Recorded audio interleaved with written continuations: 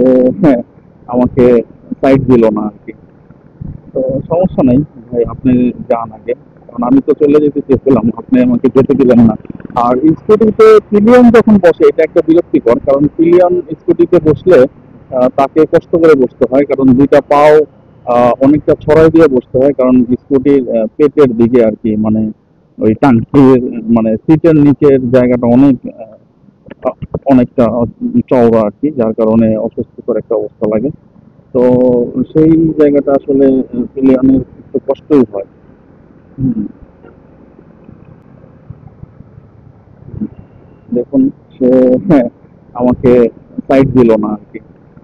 তো সমস্যা নেই ভাই, আপনি যান আগে, কারণ আমি তো চলে যেতে চেয়েছিলাম, আপনি আমাকে যেতে দিলেন না। আহ, আমরা কিন্তু একটু চেষ্টা করি যে আসলে যে সিঙ্গেল আছে তাকে ছেড়ে দিই। আমরা ফ্যামিলি নিয়ে যখন ট্যুর দেই, তো চেষ্টা করি যে আমার ওয়াইফ আছে পিছনে বা আমার বোন আছে পিছনে, আমরা একটু মানে অন্য যারা ইয়াং জেনারেশন আছে তাদেরকে একটু ছেড়ে দিই যে না আগে চলে যায়, মানে এটা নিজেদের কমফোর্টের জন্য। কিন্তু উনি আসলে বুঝলাম না, উনি আমাকে ছাড়লো না। আহ, এটা আসলে উনি মনে করতেছে আমি ওনার সাথে রেস খেলতেছি, সেটা এরকম না।